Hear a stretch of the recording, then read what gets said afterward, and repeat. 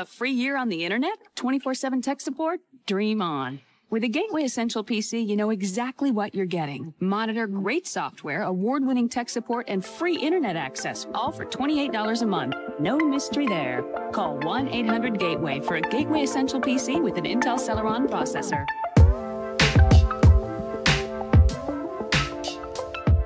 Et salut à tous, parfois il m'arrive dans les commentaires ou même directement via des mails ou des messages d'avoir des abonnés qui me disent que mes vidéos leur ont donné envie de se lancer dans le rétro hardware. Et ça m'a donné envie de faire une vidéo pour vous donner quelques conseils pour se lancer plutôt facilement dans le rétro hardware parce que ça peut être parfois très compliqué. Bref, voilà, dans cette vidéo, en gros, je vais vous donner quelques conseils pour pouvoir vous refaire une machine assez ancienne facilement. Mais ce sera juste après la sponsor. Le sponsor de cette vidéo, normalement vous commencez à bien les connaître, il s'agit de Godil24. Vous venez d'acquérir ou de monter un nouveau PC qui est dépourvu de système d'exploitation, vous n'avez accès qu'au BIOS, alors même si les BIOS sont très sympas de nos jours, c'est quand même plus sympa d'avoir accès à un système d'exploitation pour profiter de sa machine. Dans ce cas-là, la solution c'est Godil24. Vous y trouverez des clés officielles de Windows 10 ou encore Windows 11. Et vous pourrez même profiter d'une réduction de 50% sur les clés Windows avec le code ALD50. Si c'est plutôt le pack office qui vous intéresse, vous le trouverez aussi avec une réduction un peu plus conséquente avec le code ALD62, vous profiterez de 62% de réduction. Et si jamais vous avez besoin des deux, à savoir Windows et le pack office, profitez-en parce qu'avec le code ALD62, vous avez aussi 62% de réduction sur le bundle Windows plus Office. Pour procéder, c'est très simple, une fois que vous avez décidé ce que vous voulez acheter sur le site, par exemple ici une clé de Windows 11, il vous suffit de l'ajouter au panier, d'aller directement voir dans le panier. Dans l'espace prévu à cet effet, vous ajoutez le code pour pouvoir profiter de la réduction, ici ALD50. Vous cliquez sur utiliser le coupon et vous profitez de la réduction. Regardez, je suis passé de 27 € à 13,55 €. Wow. Vous faites continuer le paiement et vous choisissez votre méthode de paiement, par exemple le paiement sécurisé via PayPal. Et de toute manière, si vous avez le moindre doute sur la procédure, eh bien il y a quelques temps j'avais fait une vidéo dédiée pour expliquer comment utiliser le site de Godil24, donc je vous le mets dans la description. Une fois le paiement effectué, Godil vous enverra là où les clés CD dans votre boîte mail. Donc surveillez bien votre boîte mail et n'hésitez pas à jeter un coup d'œil dans les spams si le mail n'arrive pas. Et si réellement il y a un problème, ce qui peut toujours arriver, Godil24 s'engage à vous rembourser via le service après-vente 7 jours sur 7, 24 heures sur 24. Merci à eux de soutenir la chaîne et merci à vous si vous faites des achats via les liens en description car ça vous permet de soutenir la chaîne indirectement. Vu la thématique de ma chaîne, eh bien je me doute que parmi les abonnés, il y en a sûrement pas mal qui s'intéressent au rétro hardware et je sais que ça peut intéresser pas mal de monde de se refaire des vieux PC, notamment pour faire du rétro gaming vu que ça a plutôt le vent en poupe. Mais par expérience, je sais que c'est parfois vraiment la galère de refaire fonctionner des vieilles machines, que ça peut même parfois coûter très cher. Je fais donc cette vidéo pour ceux qui ont envie de se lancer, qui connaissent pas forcément très bien, et bien pour pouvoir éviter certains pièges. Le but sera de vous donner les clés pour que vous puissiez vous faire une machine sympa capable de faire tourner la majorité des vieux jeux PC, le tout sans que ça soit vraiment la galère et que ça ne vous coûte pas non plus une fortune.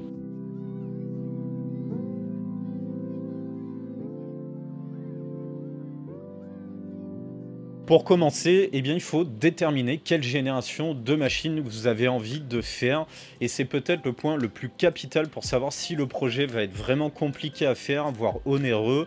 C'est vraiment de là que tout commence. Et bien que ce soit très tentant pour ceux qui ont envie de se lancer, je vous déconseille vraiment d'attaquer par les machines les plus anciennes. En commençant par les machines sous DOS, vraiment je vous déconseille d'attaquer par ça. Idem pour les 486 avec lesquels on pouvait déjà utiliser certains systèmes d'exploitation tels que Windows 3.1 ou même Windows 95 et même les générations suivantes avec les tout premiers Pentium ou certains processeurs AMD voire même Cyrix. Je vous déconseille en gros de faire des machines datant d'avant 1996. Pourquoi? Parce que généralement il s'agit de matériel plutôt dur à trouver et qui coûte en plus de ça assez cher. Un exemple concret, pourquoi je vous dis d'avant 96? Parce que en général les machines de cette période là ils sont sous la norme AT pour les alimentations et pareil pour les cartes mères, même si les premiers Pentium on en trouve des fois en ATX, mais généralement on est sur le format AT là aussi pour les cartes mères. Et vraiment, pour trouver déjà ne serait-ce que des alimentations sous la norme AT qui soient fonctionnelles, accrochez-vous bien. C'est vraiment très dur à trouver et encore plus dans un bon état. Idem pour les boîtiers, hein, vraiment accrochez-vous pour trouver des boîtiers sous la norme AT qui soient pas très chers. En général, c'est pas donné.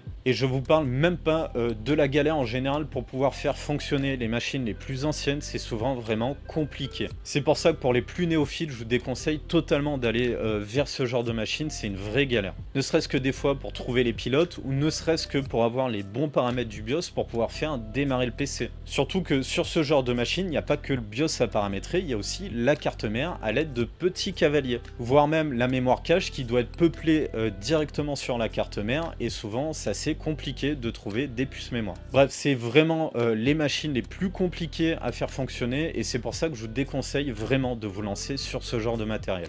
Il y a aussi la partie software, notamment sur DOS, pour faire fonctionner les vieux jeux DOS, c'est souvent compliqué. Il y a certains vieux jeux DOS, et bien si votre processeur est cadencé trop élevé par rapport au jeu, et bien le jeu sera en accéléré. Et voire même le contraire, hein, si vous avez un processeur qui est sous-cadencé par rapport à ce que demande le jeu, et bien il va tourner à 2 à l'heure. Bref, ça fait 3 ou 4 fois que je le dis, mais vraiment cette génération de machines, c'est tout simplement la galère. Si vraiment vous voulez un PC de la décennie 90, moi je vous conseille de vous diriger plutôt sur les PC de 96 jusqu'à 99. Notamment avec les plateformes en slot 1 qui sont plutôt simples à trouver, généralement pas très chères, même si parfois les cartes mères elles sont vraiment pas données. Les processeurs aussi, que ce soit les Pentium 2 ou les Pentium 3 en slot, on les trouve vraiment pour pas grand chose en général, à part les plus haut de gamme, mais ça je vais en parler tout à l'heure. Les machines de cette période-là vous permettent aussi d'avoir une connectique qui est très variée. Généralement sur les cartes mères en slot 1, on a des ports ISA qui sont disponibles, on a des ports PCI aussi, et on a aussi de l'AGP. Ça vous permet vraiment de couvrir la connectique que l'on a eu pendant toute la décennie 90. Et à l'arrière du PC, on trouve aussi toute la connectique pour les périphériques que l'on avait à cette période-là, à savoir les ports PS2, on retrouve les ports parallèles, les ports série, et on a même souvent de l'USB 1 qui est disponible, et ça c'est quand même super pratique. Ça vous permettra d'installer notamment les pilotes en les mettant sur une clé USB, plutôt que de devoir graver des CD ou des disquettes à chaque fois. Et la période que je trouve vraiment la plus simple pour se faire des PC rétro, même si c'est moins rétro, c'est la première moitié de la décennie 2000. De 2000 à 2005, mais si on veut rester dans l'esprit rétro, je dirais qu'on est plutôt entre 2000 jusqu'à 2002, voire 2003. On va dire le début de 2000 avant l'arrivée du PCI Express. Parce que même si c'est relativement simple de faire fonctionner des PC à base de Pentium 3, Pentium 2 ou les AMD K6, ça reste quand même bien plus simple à partir de l'arrivée de Windows XP. Et au niveau des composants, on les trouve généralement très facilement, tout ce qui est processeurs tels que les Athlon XP et les cartes mères qui vont avec la mémoire DDR qu'on trouve très facilement pour vraiment pas cher. Du côté d'Intel, pour les processeurs, il y a toutes les plateformes avec les Pentium 3 en PGA ou encore les Pentium 4 qu'on trouve facilement et généralement pour pas très cher. Pour les cartes graphiques, c'est là aussi assez simple de les trouver pour pas très cher non plus. Du côté d'ATI, les Radeon en AGP sont vraiment pas chers, à part pour les Radeon 9000 qui sont quand même pas donnés, mais vous trouverez très facilement des Radeon 7000, 7500, voire les Radeon 7200 et 7000 tout court. Du côté d'NVIDIA, on en trouve facilement, par contre c'est un petit peu plus cher. On en reparlera après, mais je vous déconseille vraiment d'aller vers les plus haut de gamme tels que les GeForce 3 Ti 500, les GeForce 4 Ti 4600, tout ça, tout le haut de gamme quand même chez Nvidia, c'est très cher. Mais ça, je vais revenir dessus un peu plus tard. Bref, en gros, pour la période, pour que ce soit assez simple, je vous conseille la deuxième moitié de la décennie 90 après 96. Ça peut faire des très bons PC sous Windows 98, voire les premiers PC sous Windows XP de la première moitié de la décennie 2000. Maintenant, on va parler de la gamme des composants que vous allez choisir parce que c'est très important, surtout pour le prix auquel vous allez les trouver, mais aussi les plus hauts de gamme sont généralement les plus rares. Donc vraiment, je vous conseille de vous diriger plutôt vers les composants, mais qui sont juste en dessous des modèles les plus hauts de gamme, que ce soit pour les cartes accélératrices, les cartes graphiques classiques ou même pour les processeurs. Pour illustrer ce que je viens de vous dire, on fait un petit tour sur eBay. Vous pouvez aussi aller sur le Bon Coin. Généralement, c'est quand même moins cher sur le Bon Coin. Et il y a plus de chances de faire de véritables coups de fusil sur le Bon Coin. Après, l'avantage de eBay, c'est que les recherches sont plus simples et il y a beaucoup plus de choix. Il n'empêche qu'avec les enchères, il y a moyen aussi des fois de faire des très bons coups. Donc, je vais vous parler des processeurs en slot 1 tout à l'heure. Et vous pouvez voir qu'on trouve des choses pas trop chères. Et par exemple, dans les Pentium 3 plutôt milieu de gamme, on voit que les prix sont vraiment très faibles. Et par contre, regardez regarder ce Pentium 2 400 qui est plutôt haut de gamme finalement, surtout avec un FSB 100, on se rend compte qu'on a des prix qui grimpent assez rapidement. Alors que ici par exemple on a un 350 MHz FSB 100, ce qui est pas mal aussi, à seulement 20 €. On est donc moitié prix pour pas tant de différence que ça. Donc faut mieux viser ce qui est juste en dessous des processeurs les plus haut de gamme. Généralement c'est beaucoup moins cher et ça vous permet d'avoir des très bonnes performances. Parce que regardez hein, par exemple les plus haut de gamme, un Pentium 3 1 GHz, un FSB 133, les prix directement c'est plus les mêmes. Hein. Et c'est pareil pour tout ce qui est carte accélératrice ou carte graphique. Je prends l'exemple des ATI Rage avec la Rage Pro par exemple, on la trouve vraiment à pas grand chose. Ici 8 €, 8 € entre 7 et 12 € en fonction des enchères. En plus c'est la version turbo donc ce qui est pas mal du tout. Encore ici une Rage Pro turbo à 20 € donc c'est pas très cher. Et la version la plus élevée de la TI Rage c'est la Fury Max qu'on a ici. On peut voir que le prix c'est pas du tout le même. Pourquoi? Parce que c'est des cartes qui sont relativement rares et plutôt performantes, même si elle est pas mal critiquable la Fury Max. Et bien on voit que les prix explosent. Et en plus de ça, ça intéresse quand même des gens. On peut voir qu'il y a pas mal de gens qui suivent l'enchère. Si on regarde du côté des Riva TNT, c'est un petit peu pareil. On a par exemple là une Riva TNT 2 16 mégabits, qui est pas si mal que ça, à 9 € seulement, c'est vraiment pas cher. Une Riva TNT 2 32 mégas à seulement 6 €, bref, il y a des trucs intéressants. Par contre, quand on est sur la TNT 2 Ultra, qui est la déclinaison la plus haut de gamme, en plus de ça, bon, celle-là elle est en boîte, ça aide pas du tout. Mais on peut voir que là, encore une fois, les prix sont pas les mêmes. Encore une TNT 2 32 mégas, on voit que c'est beaucoup moins cher. Une Riva TNT 2, ça fait aussi bien que certaines Voodoo. Donc pour un PC de la deuxième moitié de la décennie 90, voire la fin de la décennie 90, eh bien 7 € une Riva TNT 2 32 mégas, c'est pas mal du tout. Surtout quand on sait que par exemple les cartes de 3DFX sont vendues extrêmement cher, plus de 100 € en général. Bref, tout ça pour dire qu'il faut mieux se contenter de cartes juste en dessous des déclinaisons les plus haut de gamme, hein. Celle-ci c'est un bon exemple, plutôt que de chercher la meilleure absolument, parce que ça va vous coûter une fortune pour pas grand chose de plus finalement. On va maintenant parler de tout ce qui est écran périphérique tel que clavier souris. À l'heure actuelle, c'est quand même de plus en plus compliqué de trouver des écrans CRT, vous savez, les fameux écrans cathodiques pour les PC. C'est compliqué de les trouver, pas parce que c'est cher, c'est tout simplement parce qu'en général, les gens, ils les ont jetés à la poubelle et c'est un petit peu dommage. Ça rend donc les écrans cathodiques assez durs à trouver, mais au niveau des prix, en général, on les trouve pour pas très cher et ça, c'est plutôt positif. Donc vraiment, si vous voulez vous faire un PC avec des écrans cathodiques, c'est le moment de se jeter dessus parce qu'on en trouve de moins en moins. Pour l'instant, c'est pas très cher et je pense que les prix vont vraiment commencer à augmenter. Et en vrai, c'est pour ça aussi que je vous disais que le début de la décennie 2000, finalement, c'est là que c'est le plus simple de se faire une machine parce que les premiers écrans plats en 4 tiers avec une définition 1024 par 768, c'est peut-être ce qu'il y a de plus facile à trouver en termes d'écran pour faire du rétro. D'ailleurs, j'en profite pour les écrans CRT ou encore cathodique, appelez-les comme vous voulez. Je fais une petite annonce parce que j'en cherche et sur l'île de la Réunion, il y a vraiment quasiment que dalle. Donc si vous êtes sur le nord-ouest de l'île de la Réunion, entre Saint-Denis et Saint-Paul, on va dire que vous avez des écrans cathodiques. N'hésitez pas à me contacter via mail parce que ça m'intéresse fortement, notamment pour faire une future vidéo dans laquelle j'aimerais beaucoup refaire un setup complet de la décennie 90. Bref, vous trouverez mon adresse mail dans le lien Linktree dans la description. Ensuite, pour les périphériques, je vais vous parler des claviers et pour les claviers, je vous déconseille fortement de prendre des claviers USB. Même si votre machine à base de Pentium 3 cartouche, elle a un port USB ou même les PC avec Pentium 4 qui ont des ports USB, eh bien je vous conseille d'utiliser des claviers en port PS2 parce que ça vous évitera parfois d'avoir des problèmes lorsque vous êtes dans le BIOS. Eh bien certains claviers USB ne sont pas reconnus dans le BIOS et vous ne pourrez pas du coup paramétrer votre BIOS. Et ça, c'est quand même un gros problème. Donc, je vous conseille vraiment d'aller directement vers un clavier en PS2. Ça vous permettra d'éviter des petites galères telles que ça. Et pour les souris, j'ai pas trop de conseils. Faites-vous plaisir, prenez ce qui vous plaît.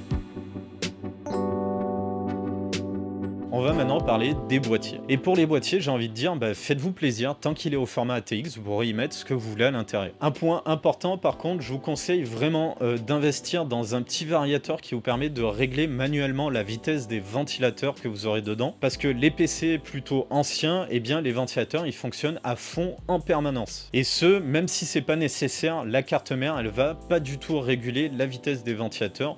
D'ailleurs, souvent dans les vieux PC, eh bien, ils sont même pas branchés à la carte mère, on retrouve des ventilateurs en Molex. Donc avoir des ventilateurs qui sont pas spécialement silencieux et qui en plus de ça tournent tout le temps à fond, eh bien ça peut vite vous gâcher l'expérience. Donc je vous conseille vraiment d'investir dans ce genre de petits variateurs pour éviter de vous gâcher l'expérience à cause du bruit. Et vous verrez, même en les mettant à mi-vitesse, généralement, ça suffit pour refroidir correctement votre machine. Et je reviens sur les boîtiers. Moi, un truc que je trouve génial, c'est de faire des reverse slippers. C'est-à-dire que vous prenez un boîtier moderne pour faire à l'intérieur une configuration rétro. Alors, je sais que pour les puristes, certes, ça fait pas hyper rétro d'utiliser ce genre de boîtier, mais je trouve ça vraiment magnifique. Alors, pourquoi ne pas tenter l'expérience si jamais vous avez du mal à trouver un boîtier rétro qui vous convient? Allez, maintenant je vous fais un petit chapitre des composants vraiment à éviter quand on se lance, et même certains composants qui sont juste à éviter tout court, à fuir carrément, et j'attaque directement par cela avec les alimentations chinoises. Vraiment, un des composants les plus durs à trouver pour qu'ils soient d'époque au PC que vous voulez faire, c'est clairement les alimentations. Dans le rétro hardware, il y a un type d'alimentation dont j'ai horreur mais qui pullule, c'est vraiment les alimentations de marques chinoises, telles que pour les plus connus, les marques Advance ou Eden, j'en ai déjà énormément parler sur la chaîne. Vraiment, dans les vieux PC, ça pullule alors que c'est des alimentations de très mauvaise qualité qui sont vraiment à fuir. Je sais que parfois on achète des PC complets contenant directement ces alimentations-là à l'intérieur. Vraiment, je vous conseille, dès que vous le pouvez, de changer ces alimentations. Si vraiment vous n'avez pas le choix et que vous voulez utiliser ce genre d'alimentation, ne vous fiez absolument pas aux puissances maximum qui sont annoncées. Je vous conseille de ne pas dépasser les 50% de la puissance qui est annoncée. J'ai pas tout redétaillé là-dessus, j'ai fait il n'y a pas longtemps une vidéo dans laquelle je parle des alimentations, je vous conseille d'aller jeter un coup d'œil pour mieux comprendre. Évitez les composants qui sont trop exotiques. Alors là, je vais développer un petit peu pour vous expliquer ce que je veux dire par là. C'est tous les composants qui ne sont pas dans des formats dits standards. Par exemple, pour les cartes mères, c'est les cartes mères qui ne sont pas au format AT ou encore format ATX. Même si je vous l'ai dit en début de vidéo, de base, je vous conseille pas forcément de vous lancer par un PC en format AT. Il y a aussi les cartes mères, par exemple, qui peuvent avoir deux processeurs sur la même carte mère. Il y a aussi des composants OEM qui sont avec des connectiques propriétaires. Alors là, amusez-vous pour trouver les adaptateurs. Et après, dans cette catégorie-là, il y a certaines cartes accélératrices, voire cartes graphiques que je vous déconseille. Il y a par exemple la toute première carte graphique de Nvidia, le Nvidia NV1, qui est une carte très particulière. Elle fait à la fois carte accélératrice 3D, carte son, etc., etc. Et en réalité, cette carte elle est très particulière parce qu'il s'agit presque d'une mini Sega Saturn. Et les seuls jeux qui sont capables de tourner dessus, eh bien, c'était les jeux qu'on retrouvait sur Sega Saturn. Donc vraiment, ce genre de carte-là, je vous la déconseille totalement pour vous faire un PC. Il y a aussi, par exemple, la Voodoo Rush, qui est une vraie galère à faire fonctionner. De toute manière, en général, les cartes de 3DFX, je vous les conseille pas spécialement pour commencer. Bref, vous l'aurez compris, c'est tous les composants qui sont pas standards. C'est souvent une vraie galère pour trouver la connectique qui va avec, ou les boîtiers compatibles qui vont avec, ou même tout simplement le software pour les faire fonctionner. Bref, tout ça, vraiment évitez. Pour débuter, vraiment j'insiste, vraiment pour ceux qui débutent, je vous déconseille d'aller directement vers les cartes de 3DFX. Elles coûtent généralement très cher, vraiment elles sont pas données sur le marché du rétro, ça fait partie des composants qui cotent le plus haut. Et en plus de ça, ces cartes elles sont aussi assez compliquées à faire fonctionner. Je vais vous donner l'exemple de la Voodoo Rush qui est peut-être la pire, mais en général les cartes de 3DFX pour qu'elles fonctionnent correctement, eh bien il faut souvent patcher les jeux. Je prends l'exemple du tout premier Quake, eh bien pour pouvoir utiliser la version compatible pour les cartes de 3DFX, il faut patcher le jeu. Il me semble que pour Unreal par exemple c'est le même problème. Enfin bref, il y a plein de jeux pour pouvoir faire fonctionner correctement les cartes de 3DFX, il faut les patcher et c'est parfois compliqué à trouver. En plus de ça, comme je l'ai dit, les cartes elles coûtent cher, mais pour les Voodoo 1 et Voodoo 2, il faut en plus de ça acheter une deuxième carte pour la partie 2D. Donc ça vous coûte encore plus cher. Après 3DFX, ça reste vraiment le top à cette période-là. Si vraiment vous avez les moyens financiers et la patience, vous pouvez tenter. Bref, c'est vraiment dommage si vous embêtez avec des galères avec ce genre de carte-là, alors que vous avez des très bonnes alternatives qui fonctionnent beaucoup plus simplement, telles que les cartes Nvidia, les Riva TNT, Riva TNT 2, qui sont vraiment des très bonnes alternatives. Ensuite, pour ceux qui visent un PC plutôt de la décennie 2000, du début de la décennie 2000, 2000, je vous déconseille d'aller sur les écrans en format 16 dixièmes. La raison elle est simple, c'est qu'il y a beaucoup de jeux de cette période-là qui fonctionnent uniquement en format 4 tiers. Et si vous prenez ce genre d'écran, vous aurez ou l'image qui sera déformée pour remplir l'écran, ou vous aurez des bandes noires sur les côtés, ce qui est plutôt dommage. J'avais d'ailleurs fait une vidéo sur un PC portable de 2004 dans lequel ils avaient fait le choix d'avoir un écran en 16 dixièmes, en plus de ça avec une définition extrêmement élevée. Bien qu'en soi l'écran soit pas mal, à cause de ces problèmes de compatibilité avec les vieux jeux, eh bien j'ai trouvé ça pas terrible. Donc vraiment évitez ce genre d'écran là, prenez ou du 16 neuvième si vous voulez des jeux plutôt de la deuxième moitié de la décennie 2000, ou vraiment un écran 4 tiers pour la première moitié de la décennie 2000. Et maintenant, petit chapitre bonus, alors ça sera pas du tout des conseils pour vous lancer dans le rétro hardware, mais ça sera plutôt pour faire vivre la communauté du rétro hardware. Je vais vous parler de quelques chaînes consacrées au rétro hardware. Alors malheureusement, elles sont dans l'immense majorité en anglais, mais j'ai quand même sélectionné une chaîne francophone que j'ai découvert il n'y a pas très longtemps grâce à un des abonnés et que j'apprécie beaucoup. Toutes ces chaînes, il s'agit de chaînes auxquelles je suis abonné, que je suis, mais surtout il s'agit de chaînes qui sont encore actives, des chaînes qui continuent à publier des vidéos régulièrement. La première chaîne que vous connaissez peut-être, étant donné qu'il s'agit de la chaîne qui compte le plus d'abonnés, il s'agit de LGR. C'est une chaîne YouTube que je suis depuis vraiment longtemps et j'adore sa manière d'aborder le sujet. J'adore aussi les builds qu'il fait dans ses vidéos. Vraiment, il refait les PC tels qu'ils étaient à l'époque et vraiment c'est ultra quali comme chaîne YouTube. C'est vraiment une bonne chaîne. Le seul truc que je lui reprocherais, c'est que parfois les vidéos traînent un petit peu en longueur.